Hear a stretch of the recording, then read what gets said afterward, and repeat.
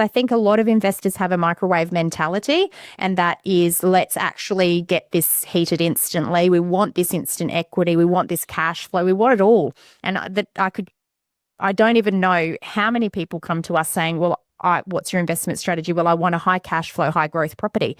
I'm sorry to let people know that they don't exist long term. Welcome to Get Invested on the Property Hub podcast channel, the leading weekly show for Australians who want to learn how to unlock their full self, health and wealth potential. I'm your host, Bushy Martin, and each week I go deep with the best investors, experts, leaders and founders to find out what it takes to break free from the grind, discover freedom and to live by design. Subscribe now and join me and get invested in the life that you really want. Let's get started. Hi, freedom fighters. What do you think is the most important ingredient in achieving wealth in property? Now, you're probably thinking it's the quality of the property asset or the location or capital growth, or perhaps your financing capability and structure. And while all of these are important parts of the puzzle, time and time again it's been demonstrated that the element that's likely to have the biggest impact on your outcome is time. Because it's all about time. And this applies to sustainable success in just about anything and everything. But how long and how much time?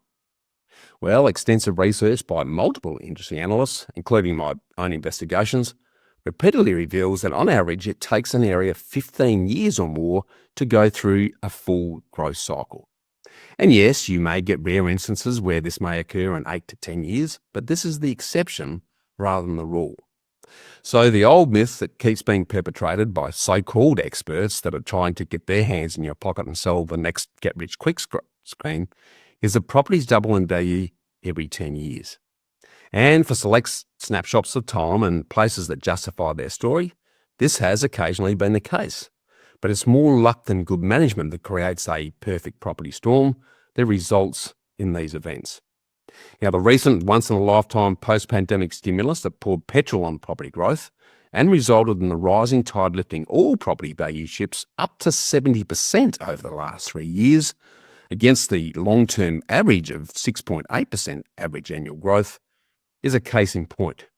And this recency bias is falsely leading many to believe that you can continue to achieve fast equity growth in property.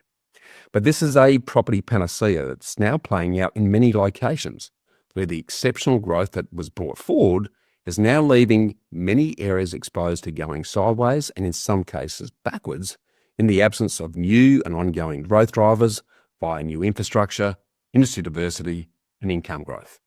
So if you're wanting to play it safe and allow time, the tenant and the tax office to do the heavy lifting on your property relatively easily and affordably, so that your properties do their thing without burning a big hole in your pocket, while you continue to focus your limited time and energy on your work, family and friends without spending sleepless nights endlessly staring at the ceiling, then invest for a minimum of 15 years or more. It's why Raman Rakusa confirmed back in episode 165 of Get Invested that the best investors who achieve the biggest gains are actually dead, followed closely by investors who actually forgot they even had investments because they ended up holding their investments long term and not playing with them. And the world's best living investor, Warren Buffett, is a great example of this, where 99% of his wealth has been achieved in the 40 plus years of his long-term hold investments after he turned 50. Clearly, the time that you hold an investment has a huge impact on your results. So from where I sit, if you're investing in property for 1 to 3 years, you're a gambler, and you might as well go to the races and put your money on a horse or chuck some cash on the roulette wheel of a casino. If you're investing for 3 to 5 years, you're a trader, and 5 to 10 years, you're a speculator. So it's only when you're investing for 15 years or more and go through a full growth cycle that you can classify yourself as a true investor, as I detail in my book, The Freedom Formula. Now, this is a safe and affordable investment timeframe that allows an asset to grow without financial stress. It's a get-rich-slow approach that combines the exponential growth benefits of time and capital growth while requiring a minimum of your time to make it happen. It's what I affectionately call wealth by stealth. So you need to play the long game. And what's the character trait that you need to develop to achieve this? No surprise, it's patience.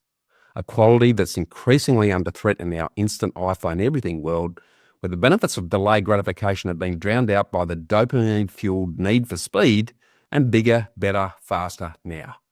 So how can you find the time to secure your property assets sooner rather than later, and then get out of the way to embrace what Einstein referred to as the eighth wonder of the world, which is the law of compounding, in order to last the distance and enjoy the exponential fruits of capital growth?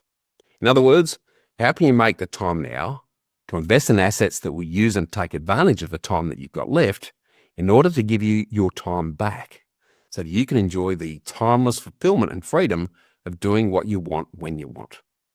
Now, this is a common conundrum that many hardworking Aussies face, and the way that my wife and partner in all things, Sonia, and I overcame this was through the power of two. Where 1 + 1 doesn't equal 2, it actually creates 11 through the multiplication of synergies. You see, we consciously decided from day one that we would work together in all things. And everything we invested our time, energy, and money in had to grow in value, produce residual income, and be saleable. And this applied to our property and shares as well as our property management and finance broking businesses. We live by the Musketeers motto of all for one and one for all, by employing what we later coined our relationship relay and money medicine, where we interchangeably became the worker and the wealth builder. One of us worked to pay the bills and generate the savings, while the others would work to take the savings and invest it in building wealth. And like the Madison pairs on the Olympic bike race, where one rider's resting up on the side of the velodrome while the other is going hell for leather around the inside, and then they change over and pass the baton every few laps, Sonia and I would switch over worker and wealth builder positions. So we started with Sonia working recruitment while I invested in shares to create our property deposits. Then we changed over and I project managed the state government's health property assets, while Sonia built our property management business, allowing us to continue to build our property portfolio at the same time in parallel.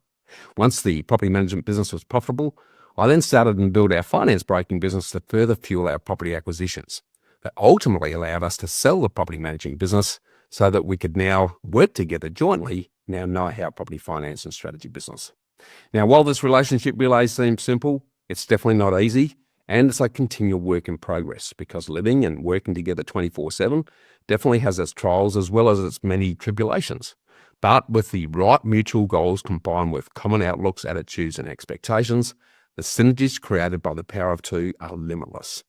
So if you don't have the time and energy on your own, perhaps it's something you'd like to consider and investigate with your partner in order to create and devote the time required to invest in and build your worth outside of your work, because it definitely takes two to tango. And most property investors fail when their partner isn't on the same page. And another shining, living, breathing example of the benefits of the power of two are today's special guest and dynamic duo, Melinda and Scott Jennison. Together, their complement of amazing skills and experiences has combined in life and business to build a very strong personal property portfolio, as well as their dedicated, growing and award-winning buyer's agent business, Streamline Property Buyers, that focuses on Brisbane. So this week, we're going to dig into their personal journey, and the next week, we're going to deep dive into the intricacies of buying property, Brisbane, and the benefits of specialist local buyers agents. So welcome, and let's get invested, Melinda and Scott. We're really excited to be here, Bushy. Thank you for having us. Yeah, Thanks, Bushy.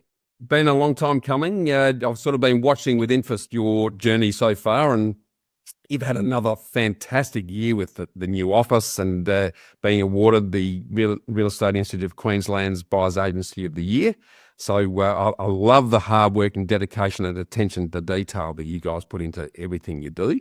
But I guess for those who haven't had an opportunity to see you and hear you, can you sort of kick things off by giving us a run through what you do differently and why you do what you do, guys? Well, we run a buyer's agency service, Streamline Property Buyers, and you rightly pointed out our service is based predominantly in Brisbane.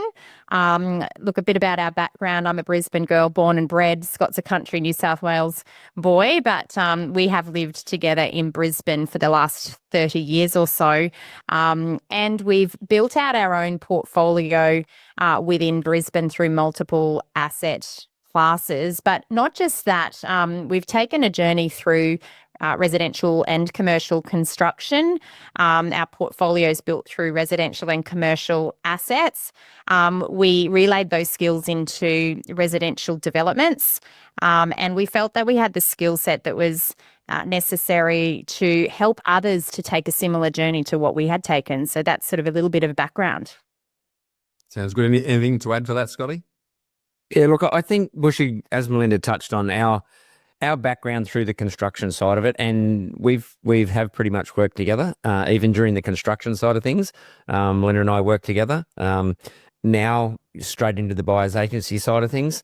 As I always joke about it, when it was construction, I was the director and Melinda was the boss.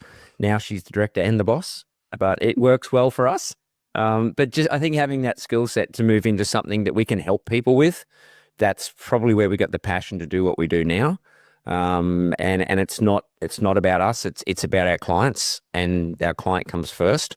And I think just having that skills of the construction, the building, because property is a building, but then also the upskilling of not just Melinda and her qualifications, but also our team here, and improving their qualifications to help our clients build that wealth in what they're looking for, or looking for a dream home as well. Yeah, I love that. And it is a great combination that you bring to the table as a consequence of that. And there's no question that building and development expertise really puts you ahead of the pack from most buyer's agents who might have been panel beaters yesterday and put up the plaque and call themselves buyer's agents today. So I love that. Let's circle back a bit now, though, because I'd love for you to put a little bit more flesh on the bones in terms of what you individually and together have personally invested your time and energy and money in over the years, and why, and how has this actually led you to where you are and what you're doing now? Look, I'll start with that question. A big part of my personal development journey has been investing in education. So I actually have a bachelor degree as well as a PhD. I'm very data driven. I love analysing data. Now that background was actually in a different field. It was an exercise physiology field. However, I've applied all of those research skills now into property data and analysing and researching property data. So we strongly believe in self-education and upskilling, because everything that you invest in yourself in terms of education provides you with an opportunity to create value for others. And of course, value creates income, and income creates freedom and time. So skill development's been a big part of it. And my dad was a property investor, and so I was very fortunate to be able to learn a lot of the fundamentals around property investing from him as I was growing up. But what he taught us was the value of hard work, not the outcomes that investing can create, because we spent a lot of time caring for the properties that he actually owned. We spent weekends mowing lawns of investment properties because they were sort of community flat buildings, weeding lawns. That's the level of care that we would take in providing accommodation for others. So my dad was a very caring landlord, and I think that comes through in what we do today within our business. We care a lot for the outcomes of our clients, and we want to make sure that we're providing them with the opportunity that matches their needs best. Bushy, I think one thing that I really took out when you were talking in your intro, and I had a quick look at some of the notes I actually put down earlier, and the most common word I think I've actually got there is patience. Yeah. And you actually mentioned that, and that I just had a quick look and I went, I've actually got patience written everywhere here on my notes. In my whole time since I was 15, I'll give away my age. I'm 55 now. When I bought my first property, and the story of that, mum and dad, I was a first year apprentice in Tamworth, country New South Wales. Mum and dad basically, I should say it in a nice way, they sort of forced me in a way to buy a block of land. Took money out of my first year wages as an apprentice, paying 18%, I think it was then, interest rates. I know when that was then. I know the time that now you've shared that. So we bought that. Dad and I built on that property, and we sold that property. That just helped me understand the power of property and what it is. Now, fast forward from there, and yes, we've got a portfolio of our own, but in the whole time, I've only ever sold 2 properties. In the whole time, in those 40 years, okay? Every other property that we've purchased, one I sold, and I'll get to that later, it was just a lifestyle investment, which is probably one of the worst ones we did. But again, that first one was that starting block to get me moving forward. buying the right properties and holding them long term and having the patience. I think that's a huge key takeaway for people. Yeah, absolutely. What I'd be interested in, because there's clearly a bit of an underlying background that you guys have been involved in property from your families, which is a great place to learn it by osmosis. But initially, as I understand it, you were following different professional pathways. So you got into building, Scott, the teaching, learning piece. I think you were CSIRO. Was it CSIRO? I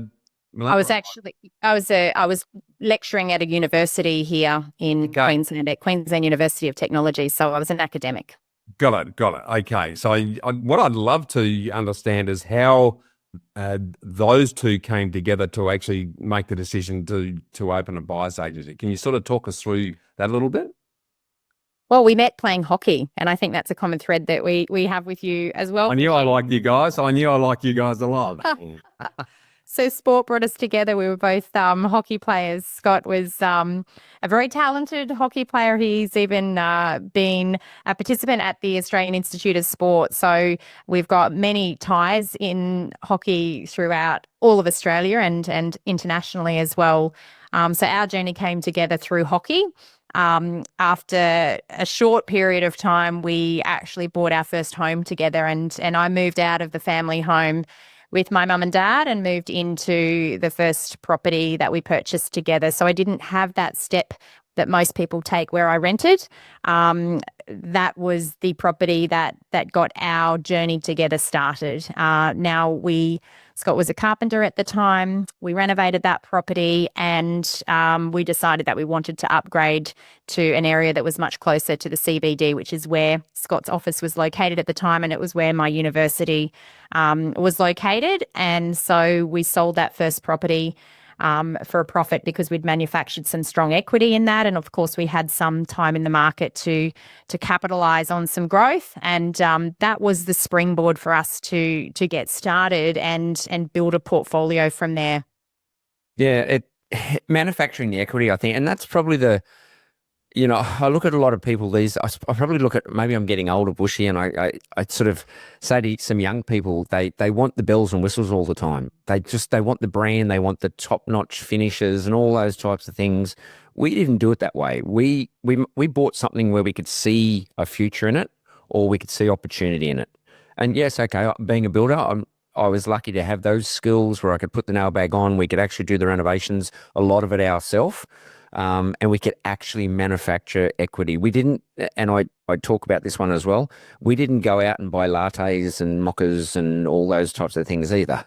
Okay, we from our parents and learning from our parents, we would probably go to a picnic and we'd make a thermos and we'd take a cup of coffee and you'd make your instant coffee but we made sacrifices to get what we wanted because we had a long-term goal. The combination, I think, between Melinda and I, and when you talk about, working as 1 + 1 = 11, Melinda is heavy data. Okay. So I think as we move forward and we had children and we had a construction company, that's when Melinda came on board. From there, we wanted to do something different and we decided to get away from construction in a way. It was Melinda's idea. Why? And Melinda's idea to start Streamline Property Buyers. The reason why we wanted to get out of construction is that we were competing with some of the biggest commercial builders here in Southeast Queensland, Hutchinson's, McNabb. Even though we were a small mum and dad construction company, we were actually managing some very large projects. And in Queensland, they brought in a new legislation, which is called industrial manslaughter. That was probably 12 to 15. Not sure exactly when that happened, but it actually made us reassess life because at that point, a principal contractor became criminally liable for workplace health and safety incidents on a workplace site. So we had 3 teenage boys that were all in private school at that point in time. We'd built up our property portfolio to a level that we could self-sustain for a period of time, and we thought actually it's going to be easier to go and work for others rather than risk this new legislation. And so it was a decision based on risk mitigation and focusing on what matters most to us, and that's our family. And so we closed the construction company down. We went and worked for others for a short period of time and found out pretty quickly that we're not employable because we had been self-employed for so long. It's very hard to then go back and work for others. So after a short stint working for others, and at that time I had partnered with another buyer's agency here in Brisbane, and I learnt the skills by working for others. And then we decided to go out on our own. And as I pointed out, we were very fortunate to be in a position where we could take that risk together financially. We knew that it was an investment that we had to make, and we invested in the belief that we knew that we had the skill set to be able to add value to others. So we gave ourselves 12 months. As I mentioned, 3 boys in private school. So it was an investment that we had to make and a compromise that we had to make. We took a big step forward to make, a big step backward to make a leap forward. And we committed to doing that. And the rest is history. We opened the Buyers Advocacy Service. I think in the first 6 months, we knew we needed a digital presence to help people see our skill set, but we assisted one client in that time frame. From that one client, we built our business because, as the old saying goes, what would you do if you only had one client, and how would you service that client? Well, you overservice them and you provide exceptional client service. And now we treat every client like that first client. And what we want to do is leave that imprint, I guess, where we know we've added value and we know we've enabled them to make some really competent decisions around property, because educating our clients is a very important value that we hold as a business. It's not just about us taking over and telling them what to buy. In our business, it's about educating so people know why we're recommending the property that is going to be right for them based on their objectives. So that's the journey. Yeah, I love that. And again, you touched on values there, Melinda. I mean, as fellow hockey players, and I could see you in the halfback line, Scotty, and I reckon you'd be forward, Melinda, just not knowing you that well, but I reckon that's where you. These were both playing inside. Inside right was the position I think we made a lot of, as the runners. Hey, well, there you go. You've got the banner. Okay, and again, if we look at the values associated with that, that's rippled out into every other aspect of your life. The stamina that you need as an inner to run all day, front, back, sideways, and never stop, pretty much. It's pretty much a parallel with what you've done with everything else in your life. And I guess just circling on values in particular, then, guys, if we sort of put a bow around all of that, given your sort of family influence and your upbringing, how has that affected your core values and belief, and how has that now continued to influence what you do and where you're taking the business? I think it's been a critical piece of us personally, but also professionally, and now within our business. We run a business whereby anyone that comes into our team understands, one, they're working for a husband and wife, so that's quite different to many other businesses. We treat our team as family because we are a work family. But in terms of our values, we don't employ for skill set, we employ for value alignment. So we want to ensure that people actually align with who we are as people, because if people have the same mindset, the same purpose, the same value set, then of course the skills can be taught. And that's been the approach that we've taken right from the outset of building our business. It's definitely more, if we can find the right people that align with our purpose and our values, then we can train the skills to help them be the best that they can be within the environment that we can provide. Love it. You're singing my song, because the way we've structured the know-how crew is exactly the same. It's a bottom-up, service-based leadership exercise where we're always thinking and supporting the team, and therefore if the team's doing well, then the clients are doing well. It's amazing how rare that approach to life is, guys. So look, during that journey, I know you must have had some pretty interesting challenges. You touched on that one client in 12 months, which I can imagine must have been pretty challenging financially. Is that, or is there another challenging event in your life that's brought about your sort of greatest learnings and best changes to date? And if so, can you expand on that a bit for us? Yeah, I think that for us, it was that transition out of the secure income that a construction company was providing for us and a lifestyle that we got to, in that making the big decision to change what was very comfortable for us. And as I said, we made that decision because we were no longer passionate about what we were doing. We felt we could have more impact in another area, and we wanted more time to be with our family. So our boys were teenagers. They're all water polo players or have been in the past. They're competitive in their sport. And because of that, it required a time commitment from us as parents to invest in their training and their touring and all the rest of it. So we wanted to be present parents. We thought moving into full-time employment with others would help us to create more time, but in actual fact, that was a step that we didn't recognize until we were already in it, that wasn't going to be right for us. So from there, we thought we need to actually think forward around what does the future look like. And we absolutely love property, and we now love what we do in property. So now every day for us, when we're adding value to clients, it doesn't feel like work. This is our passion, not our job.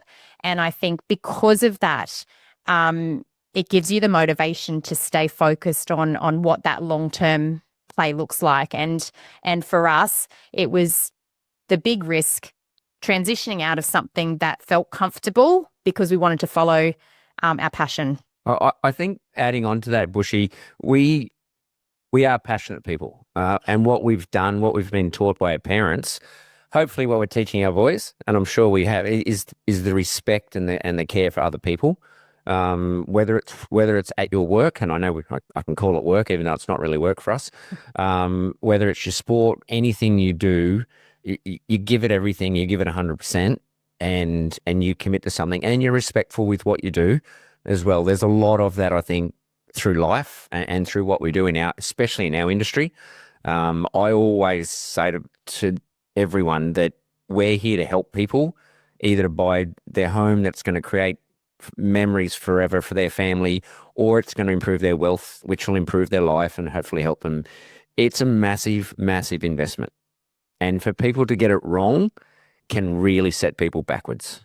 But if you get it right, as I said at the start, the power of property is incredible if you get it right. And if you work with the right people that can help you to do that and go in the right direction, it can set you up for life. It can set your family up for life, and you get that enjoyment out of it as well. I totally agree with what Melinda said. This is not a job. I don't come to, I call it an office because I guess it has to be called an office, but I don't come into this office that we own now and it's not a job for me. We could be working 7 days a week, and some days we are, but it's not really working because we just enjoy doing it. We can be sitting at home and at the coffee table, the laptop will come out and we'll start doing something, or we'll look at a property, or we'll ring someone. It's just something we enjoy doing. Work-life integration. It's not work-life balance. Exactly right. I think that's a bit of an anathema, the old work-life balance. If you're enjoying what you're doing, there's no distinction between work and life anyway. No. As you've just commented on, before I sort of jump into some other related subjects then, what do you still struggle with, guys? Look, for me, it's probably switching off because we love what we do so much and we're very client focused. Sometimes that client focus can override with the very important aspect of family life. So it's getting that balance right. And sometimes, it feels like we creep in, and I might be on the phone when I'm with the kids because I'm, helping a client. So I think that's probably the hardest thing in just finding, where to draw the line. But the benefit for us now is that we have an incredible team that we're building who are able to support us in delivering the outcomes that we're wanting to deliver for clients. And of course, it's upskilling that team to a level where they also have the requisite skill set to be able to confidently answer those client questions and educate clients, to inform those clients to make the right decision. And that's a process of time. Nothing happens quickly. And so that's been something that we've been working very hard on for the last 18 months to 2 years. And now we're in a better position to be able to get balance because of the team that work with us and alongside us. It's really one thing I'm better than Melinda at, Bushy, is switching off a bit more. I probably do a little bit more. I'm a bit more of a relaxed person. What I probably struggle with, and I know this is, again, it's probably work related, is probably the industry a little bit. I came from, as I said, I'm an apprentice carpenter. I had to do 4 years in an apprenticeship. I then had to do a diploma to become a builder. I had to upskill. I had to do qualifications, and I had to get basically time in the job. And I also had to get the qualifications to build a house for someone or to build an industrial shed or whatever I built. The buyer's agent industry space is very different, and anyone can literally call themselves a BA if they just go and get a registration certificate. I struggle with that. Big reason why here at our business, we upskill our staff. Okay, I can't teach them to be a carpenter. I can't teach them to be a builder. I'll share my 40 years experience of being in the trade and how to fix a timber pole that's got some wood rot on it. I can help knowledge, and I can help share that.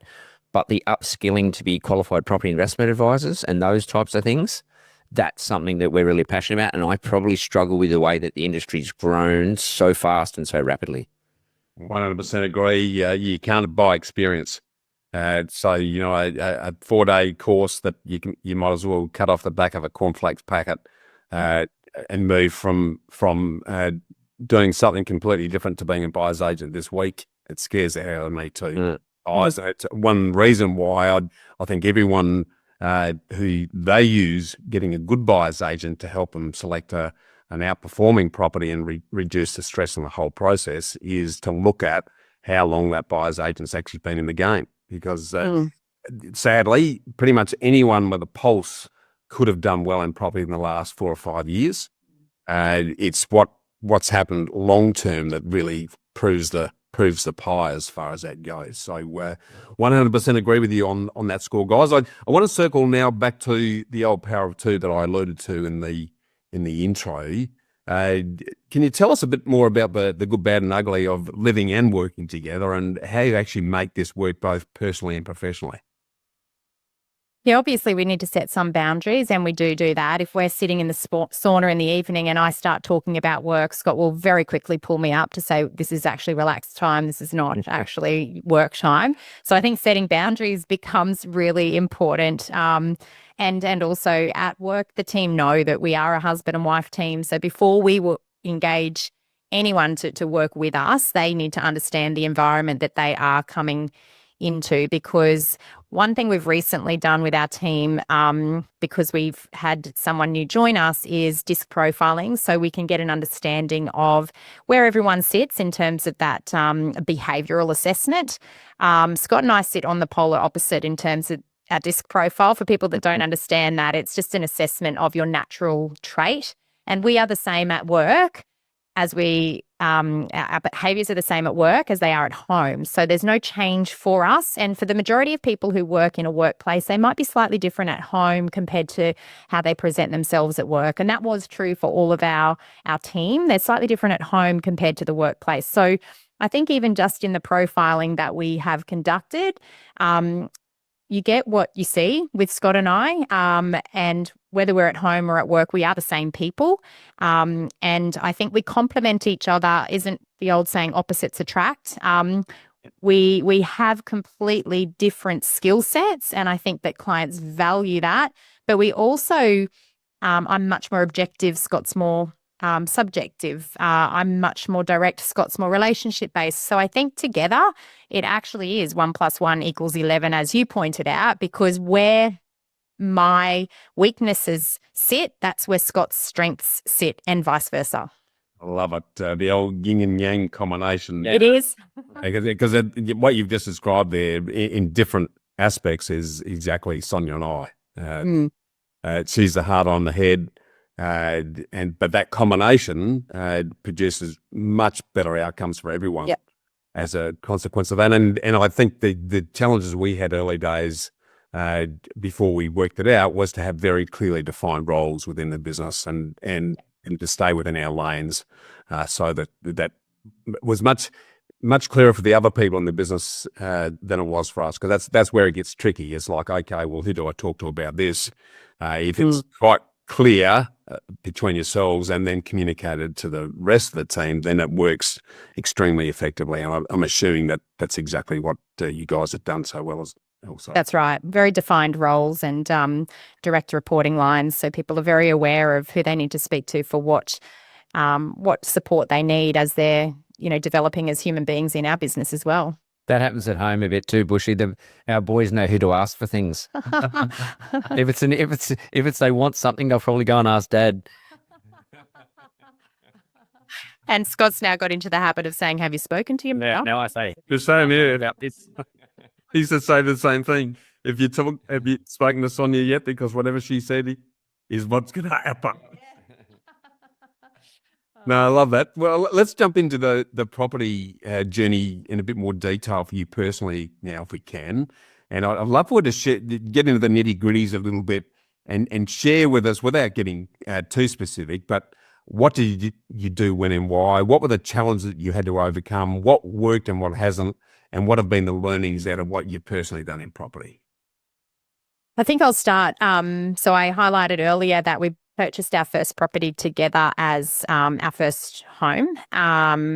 We retained that property, renovated it, and sold it to upgrade. So we upgraded to a home that's just 4 kilometres from the CBD. At the time, it was an older suburb, a lot of elderly people that were dominant in that suburb. So Wilston, it's where our home we're still at the same place today, but it was a very old rundown Queenslander, but it was a big block of land and it had proximity to the train station, the CBD, the university that I was working at, and the office where Scott was working. So it had all of the conveniences that we were looking for in lifestyle, but we knew that there was upside potential because we could renovate that as well.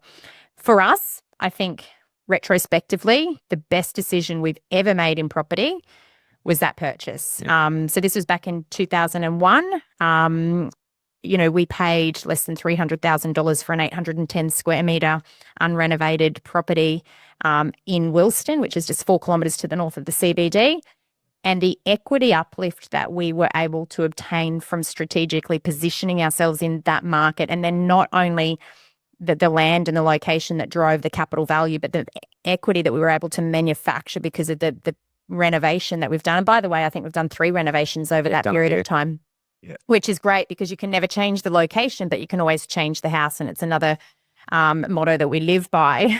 But the equity uplift and consequently the ability for us to leverage that equity and build a portfolio, it's been game changing. And, for us also, we know that this asset is the biggest asset that we own, but when we sell, that'll be tax free. We've not used the asset as an income producing asset. It's been a family home. And I think there's a lot of talk from some people about the advantages of rent vesting and that you shouldn't sort of focus on a family home. It can be a liability. For us, it's the exact opposite. And in fact, if you're buying a family home in a location that also has those growth drivers that we would typically be looking for investors, then it's a very tax-effective way to build wealth.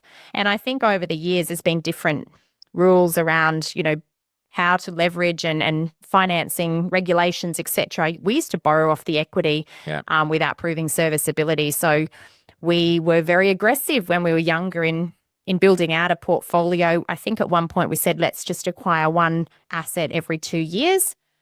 Fast forward, we made, I think, one mistake. And I think that came about because we felt like we were lucky. We had a good equity position. Let's buy a lifestyle unit on the Sunshine Coast. So we did buy a unit at Noosa. And we did benefit from that from a lifestyle perspective for many years until we had too many children and we outgrew that. So that took us through the time where we had infants. We've got some amazing memories from the time that we owned that asset, but it wasn't a good financial decision.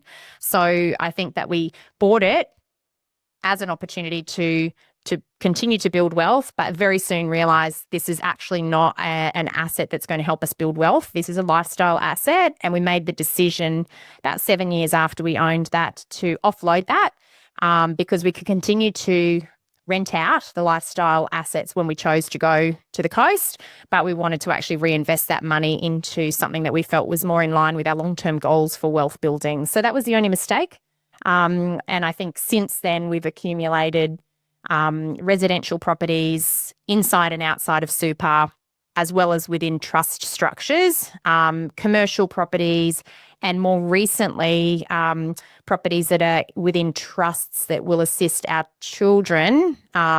So when they transition out of home, and just when I say children, we have a 21-year-old, an 18-year-old, and a 16-year-old. So when they are ready to relocate out of home, there'll be an asset that they will be able to move into, and the rent that they'll pay will actually be paying off an asset that will eventually be allocated to them. So we've been very fortunate not only to set ourselves up, but also our 3 boys ready for their first purchase. If we go back to that first house that we sold, Bushy, and we bought where we are in Wilston now, we basically, I think we sold it, we had a 60-day settlement. Bought the other one, had a 30-day settlement. So I had 30 days to make this livable. The first day, which we'd sold, it was a very comfortable house where we were living. We'd renovated, we'd painted it all, new polished floors, all those types of things. We went into Wilson, and Melinda's mother actually came in, I think, day or two after we'd got in there and started ripping down walls and smashing them up. And she came in and started crying because we'd left this beautiful family little home that we'd created. But we had the vision. Let's just say she didn't have the same vision that we had. we could see what we wanted to create. The other one with as Melinda touched on, the lifestyle unit, we didn't lose money on it. Again, luckily, renovated that completely. So that was probably one thing that we sort of managed to get away with. We didn't lose money, but we didn't through that decision over a 7-year period. We said, you know what, let's just move aside. Bad decision, learn from it, move forward. The industrial one, I built an industrial complex, made a deal that I will take some of my fees, I'll buy that unit, we'll keep that warehouse. So there's been really strategic ways we've been able to do things. Again, I credit to the construction side of it. That helped us a lot in life to get to where we are now, to have these opportunities to create what we've done for our portfolio. And look, diversification doesn't have to be in a different city. There's different ways to diversify when you're buying property, whether it's different structures, whether it's through super, however it is, and different product types in different areas, but you don't actually have to diversify and go to the other side of Australia. I've got no idea in properties in Perth or Adelaide or Melbourne, no idea. So I'm not interested in that. And for us, I think also, a big part of our investment strategy is the ability to be able to manufacture equity. And we have the ability to do that when we know we can organise local trades to do that. So I think for many people, they would think that's a mistake in building a portfolio only across one city. For us, it's actually enabled us to control which asset we focus on next to add value because for every $1 that we can put into a renovation, if we can get a $3 return on our equity uplift, that enables us to use that equity to continue to leverage should we choose to do so. And the most recent purchase that we made was actually our office here. We own our office in our self-managed super fund, and our business now leases the office back from us. And I think that we're content. We're now consolidating. We're actually not going to add any more properties into the portfolio. We're now in a position where it's just transitioning into that cash flow portfolio. And of course, it's being able to identify when the right time is to start that transition. And the right time for most people is when you want to start, creating more time to enjoy the fruits of life. And for us, that time is probably sooner rather than later. So it's now restructuring that portfolio in a way that enables it to be completely self-sufficient so that we can then use it to some extent to continue our lifestyle as we do move into retirement years, which is for some closer than others, but we're looking forward to the next stage when that comes. And so what we've also learned a bit as well is we've taken what we've done and we've done that with clients. So we've got multiple clients. I wouldn't be able to even name how many clients we've actually helped do minor improvements on a property. And that could be tiny, tiny little things like some air conditioning or ceiling fans to renovations or even developments. So we've helped clients through different ways to do that. And we organise everything on that side of things for client. We've had clients from overseas that have done full renovations on a property, and we can help coordinate that for them and get it all done. There's ways to help people do it. And if people are interested in that type of thing, if they've got that risk appetite, it's a great way to help people do it. We've got the trades. People are always scared at the moment, especially current construction conditions in Australia. You know, they're worried they can't get trades or it's going to cost too much money or things like that. I can pop up and say, look, it's going to cost around about this much. I give a budget, and then we can actually get the trades to come in, coordinate it, and help them get that work done as well. It's just another way of helping people out to build that, if that's something they're interested in manufacturing equity. It's a great way to do it. And if it suits the finance setup that they have, because not all people have the ability to renovate and add value, especially if they don't have a cash position and they can't rely on leverage. So again, it comes down to identifying, one, if the risk appetite allows for it, but also if financially the individual investor has the capability and the capacity. And it all comes down to individually tailoring the strategy for the investor. And that's something that we're very careful to do. And it's one of the reasons why, as qualified property investment advisors, we take a tailored approach. It's not one size fits all at all. It is about identifying what timeframes an investor might have for building their wealth, what exit strategy they might have in mind. Are they purchasing in their own names or in an entity? What is their borrowing capacity? How much cash are they putting into the purchase, or are they actually leveraging at 100% plus costs? All of these things really do impact on the style or the type of asset or the location that we might purchase. And we always start with the numbers and the strategy before we actually look at locations and property type, which is probably different to the way a lot of other people approach it. I know that we've had clients or leads ring us and say, oh, where do you recommend I should buy for this budget? I'm looking to invest. And it's like, well, I wouldn't know which location because I would need to understand what you're trying to achieve. So let's have a conversation around your goals first and your financial capacity. And then let's talk about the location and the property type, because not all investors, should follow the same strategy. It should be personalized.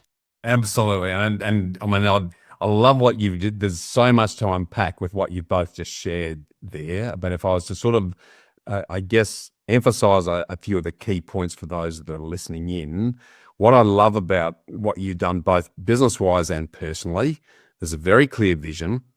You're very strategic in what you're doing to achieve your end goals.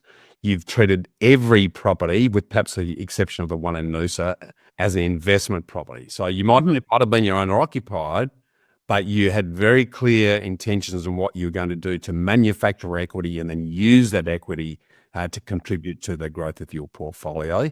And I agree. I think it's horses for courses. So you touched on rent vesting, Melinda.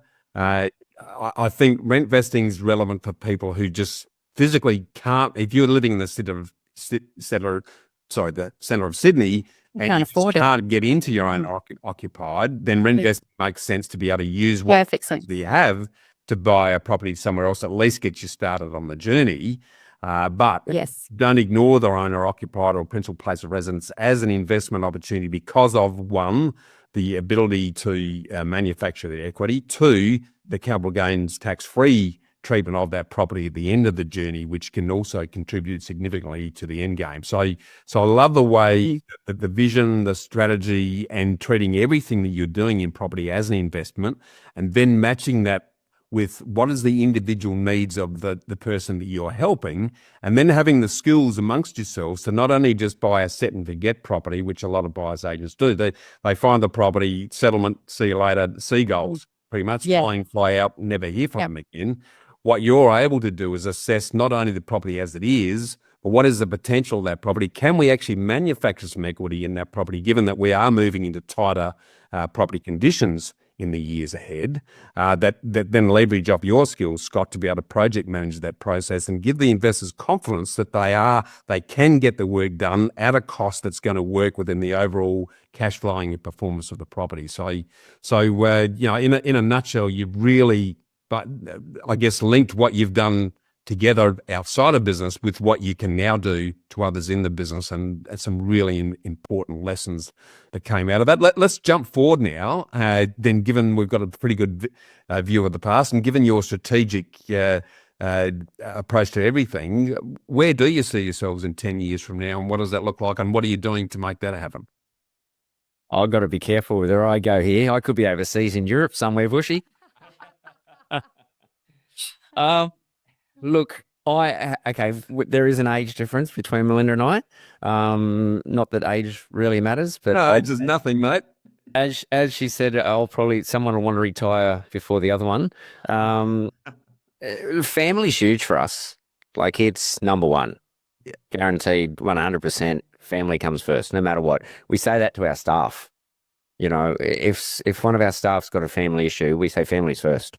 Deal with it. Just because if you're not happy, you're not going to be happy. You're not going to help your clients if you're not happy.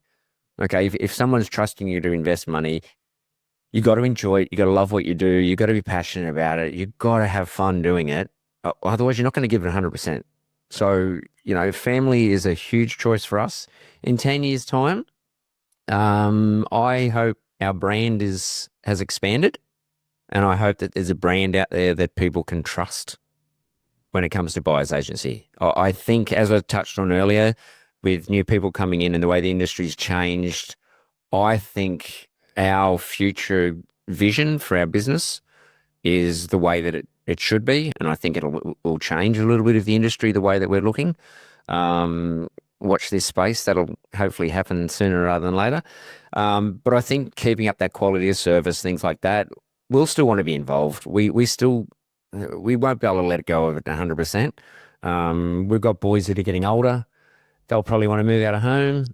Our youngest one could be in Europe if he keeps going the way he's going with his water polo. So that could be a few holidays here and there, which we might wander off to. But just having choice with what we do, that's probably, as I said, we'll still want to dabble in this. We'll still want to be involved in things. We want to be with the family. But just to have the choice to do what we want when we want, we're in a fantastic position because of the hard work we've done in the past and what we still do now, where that patience of setting yourself up for the future is what it's all about. And hopefully we've got clients that are going to be in the same boat, that we're setting them up for a future where they can actually enjoy life and have choice. Yeah, look at what he said. I think it's very much about having the choice to actually be with our family. And our youngest, we hope that we will see him playing in the Australian water polo team at the Olympic Games in Brisbane in 2032.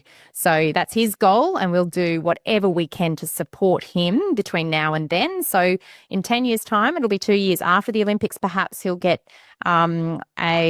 a contract over in Europe and perhaps be full-time water polo in Europe. And if that is the case, then of course we would want to spend some time with him, supporting him in his dreams at that time as well. So the ability to be able to do that for a month, you know, here and there, and come back and know that should we choose to come in and work with our team to continue to deliver exceptional service to clients in the buyer's advocacy space here in Brisbane and you know, in the future in other geographical locations. And that's what we hope to be able to do. I think we go on holidays now and, you know, we do relax, but that's where you have that time to think and create and understand how you can add more value in the future. And I think that's what we do when we do get a break away from the business. It's actually about, well, what can we do when we come back to actually upskill our team or educate our clients or educate the industry as a whole. And I think we're both big advocates, and especially myself, in actually giving back to the industry that we've grown within, and upskilling other buyers agents in the industry as well. And that's a big passion of mine. Yeah, I love that. So, well, look, if we sort of reflect on your own personal journey and what you're doing now within the business, what do you now believe are the sort of keys to successful investment in property, and why?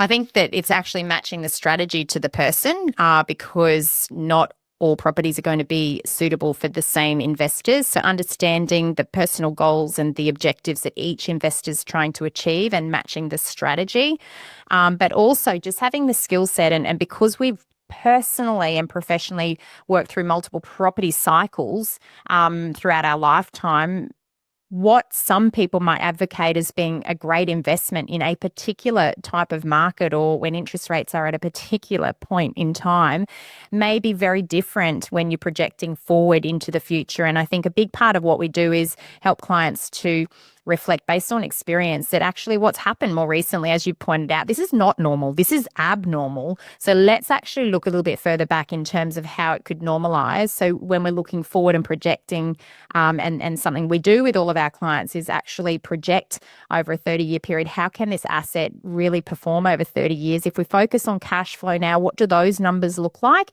If we focus on capital growth, and yes, that might come with a compromise up front of some, cash flow impact, it might cost you to hold. But what does that look like 30 years from now? Because I think a lot of investors have a microwave mentality, and that is, let's actually get this heated instantly. We want this instant equity. We want this cash flow. We want it all. And I don't even know how many people come to us saying, well, what's your investment strategy? Well, I want a high cash flow, high growth property.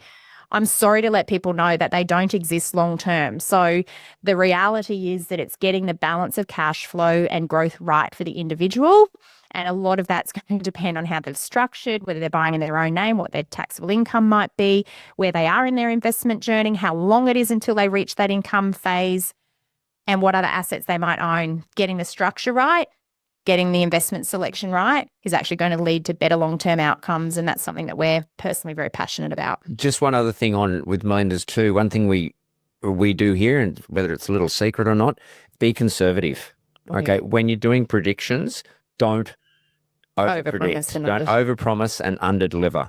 Okay. Be conservative of what you do because you want it to be a better case scenario. I do that even when I budget sometimes, and I've got to be careful. If I do a budget on something for someone for, say, a renovation, and I be conservative to allow a little bit more, I don't want to be too much to say, oh, that's what I can't afford it. It's not worth it. But you don't want to always say case scenario. You want to have change in your pocket. Okay. I would, in my building times, I used to hate it if I'd have to give someone a variation. It actually hurt me. And I did a lot of times with clients where I'd do a variation with no margin on it, just because I went, well, I'm sorry, that's what it costs. But, I'd rather just underpromise. It comes down to our values of being, honest, high levels of integrity, professionalism, and client-centric focus. So we're always there to look after the client. Yes, sometimes things come up when it comes to buying property, and it's our job to actually provide solutions, not deliver problems. So that's what we do. And, it's the same when you're selecting a good investment. It's about, this is a worst case scenario. And then when we're checking back in with clients, it's a great platform for us to be able to say, hey, this is what we projected. How have we performed? And of course, rightly so, in the last 4 or 5 years, everything's outperformed, but we're very consistent in saying this may stabilize and level out. So 5 or 10 years from now, if we're back down to where we'd projected, don't be concerned by that, because markets fluctuate, they go up and down. And so we can't expect this rate of growth to continue. So it's about being honest and delivering information in an honest way. And we do that through our marketing messaging as well. It's not just in servicing clients. Like, we're never going to promise 80% of the purchases that we make are off market, for example. We'll be honest in our marketing message and explain why off-market properties are not always the be-all and the end-all. That's a clever marketing message, and it does get a lot of people interested and their ears prick up. But at the end of the day, it's about being honest, because what we don't want is for clients to come on board and have disappointment. We want clients to come on board knowing exactly what to expect, and in fact leave in a position where they're feeling elated and completely satisfied rather than let down. And sorry, Bush, just one other thing. It's not a transactional thing. If the property's not right and it doesn't stack up, that's okay. We walk away. We walk away because it's not right. So if it's not right, you don't just go and buy it, because you've committed. So if it doesn't stack up, it's not right, or something's not quite right about it. And we look at every property that comes through. If I look at it and if someone says, what do you think? If I go, oh, usually someone in the office will say, oh, hang on, you're hesitating, what's wrong? And straight away it's like, okay, well, it's not right. As soon as there's doubt, it's like it's not right for the client because we're not 100% certain. So we'll absolutely move on. What I like about you guys and everything you've just shared with me, I almost thought I was talking.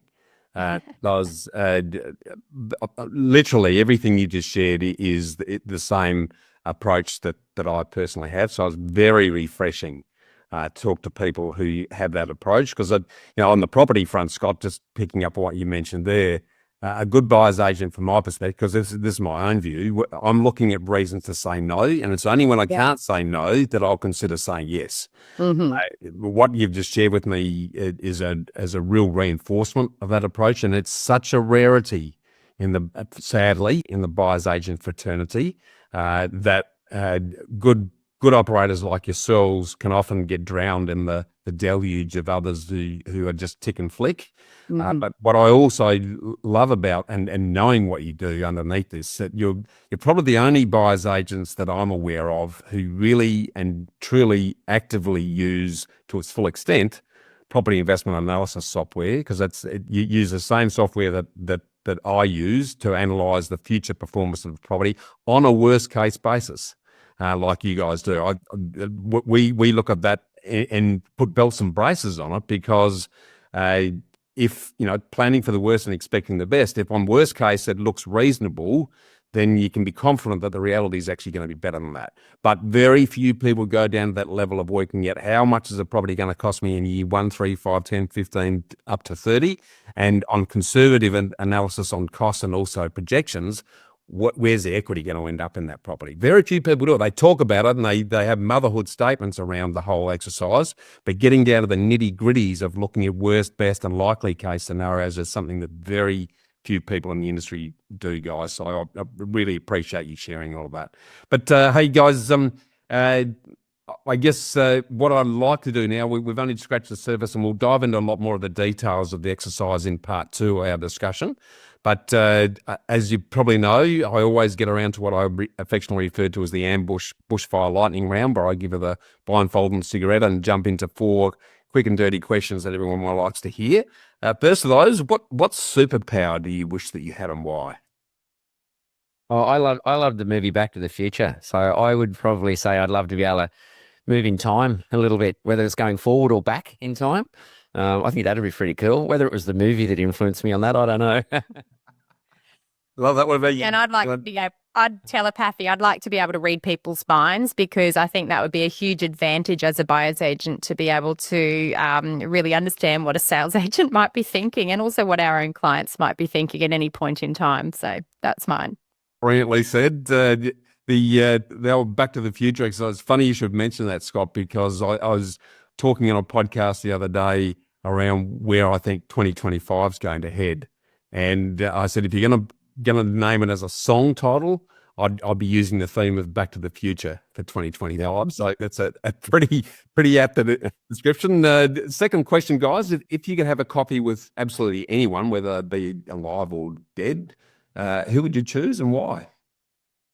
I'm a bit of a sports person, so I've actually got 2 here. One's actually live and one's actually dead. And I had Shane Warne and Michael Jordan.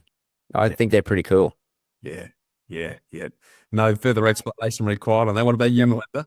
I had Elon Musk. I find as an individual and a human being, he's incredibly innovative, but also just to get an understanding of how his brain is wired, because I feel like it's a little different to many of us. Yeah, yep, dead right. He's a very interesting character, and he certainly has a breadth and depth of approaches to things, which is interesting. It'll be very interesting to see how that pans out in the context of the second Trump White House. Absolutely, it's about to start next year, but that'll be interesting. Now, completely different topic. If I was to give you $10 million in cold hard cash right here, right now, what would you do with it and why? Look, I think coming back to our values, we'd support our 3 boys in assisting them to buy something that's going to help them in the future. But I think that you can't underestimate the requirement and need for us. $10 million is not something that we need. So there would have to be a contribution back to something that we care a lot about. And, in the industry that we're in right now, homelessness is just such a big cause. So I'd be looking for a charity that provides some accommodation for people in need. And typically the group that I'd targeted homeless older females, because I think they're the most vulnerable part of our society. Yeah, I just had a holiday and help family. I kept it simple, help family out, whether it's our extended family, our boys, help people out with what they need. Yeah, and have a bit of a holiday. I guess you got to do that, don't you? Absolutely, you do. No, that's that year thing coming in there again, guys. Hey, last question in the series, and I'm a big believer that the daily disciplines and the things that we do incrementally on a day-to-day basis are things that build the opportunity for future achievement. So in that context, what's a personal happy habit, rewarding ritual, or daily discipline that you both employ that you think's contributed most to your success today? I'm a big believer. I think, well, we both are. I know that. I can read Melinda's mind. I've already got that power. Healthy body and healthy mind. I'm a big believer. We both exercise every day, and it's in the morning, up at 4:30. This is because of our 16-year-old son that's obsessed with water polo. I'm actually really lucky to be able to go swimming, and I swim in the same squad as him. I'm not in his lane, trust me. There's a few different lanes. As we get older, you get pushed across the lanes. But I go swimming 4 mornings a week and do squad training where they train. I love it. It's my motivation. You know, I'm having banter with 16, 17-year-old boys that is just keeps me young. But if I have a day off where I don't do that, we'll take the dog for a walk and do a bit of gym anyway. And we've got a sauna. So I usually sauna most nights. Yeah. Look, for me, I reflected back on the power of compounding, and Scott pointed out much earlier in the conversation around the fact that we would take a thermos out whenever we went somewhere rather than buying coffee. We have always, across all of the years that we've been together, taken a packed lunch. So it's very rare for us to come to work and go out for lunch unless we're going out with our team as a reward. We bring a packed lunch. We make coffee in the office. We don't go out and spend money on lunches and coffees, and, you know, we're not big restaurateur, like we don't go out to restaurants a lot, and that's simply because we value our time with family. We certainly have special occasions where we do go out, but they are special occasions. It's not a weekly or fortnightly event for us. So I would say the power of compounding by just being a little frugal with how we approach life, bring a packed lunch and make coffee in-house. I'm going to touch on Melinda's, because just recently our boys, to teach the boys a habit and get them to save money, Melinda agreed to buy a coffee machine for home and told the boys, I'll buy the coffee machine, but you're not going to buy coffees anymore. You got to make it at home.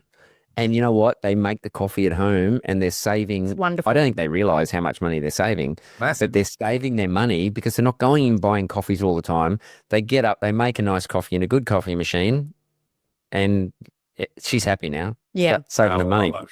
Hello, just that whole delayed gratification exercise, just doing those, and the fortitude that builds without you knowing it, because you're doing it so often. It just, as you say, Melinda, it expands exponentially into other things. So love all that. Before we sort of wrap up part one, what's one final thought that you'd like to leave with us?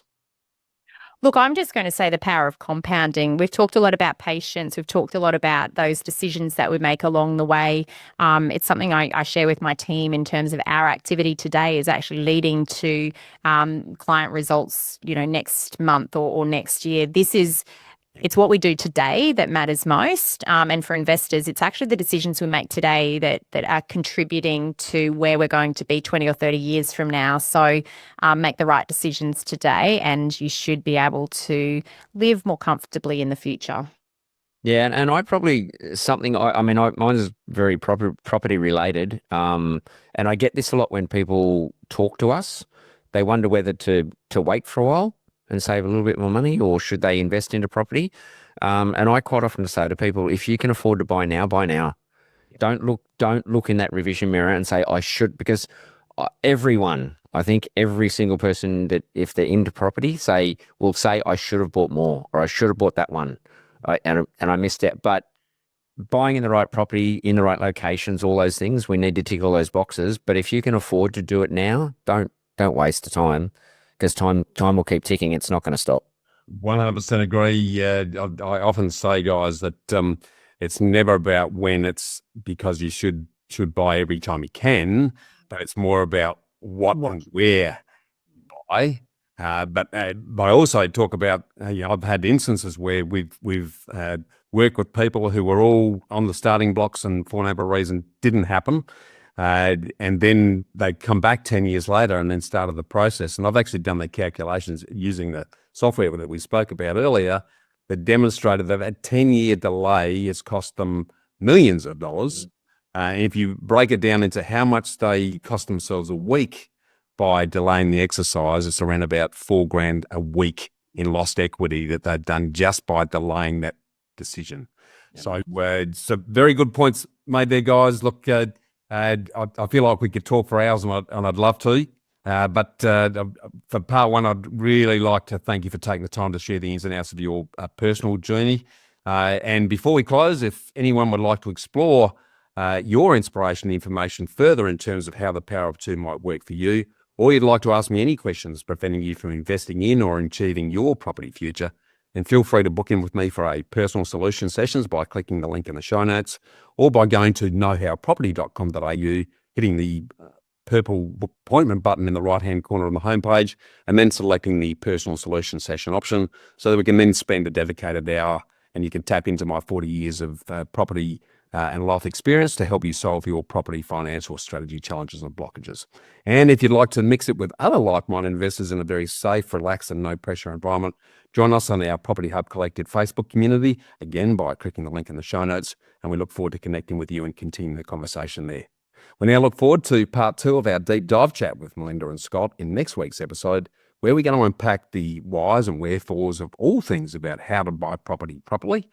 We'll explore Brisbane property condition opportunities and the benefits of specialist local buyers agents, plus a whole lot more. So thank you, and we look forward to sharing more insights with you again in next week's episode, Melinda and Scott. Thank you. Thanks, Bushy. Thanks for tuning in to Get Invested on the Property Hub podcast channel, your home for property investment insights and inspiration. Make sure you subscribe to Property Hub for free. Get your weekly dose of Get Invested inspiration along with every episode of Realty Talk, Australia's top online property show for red-hot property investing news and insights direct from industry leaders and influencers.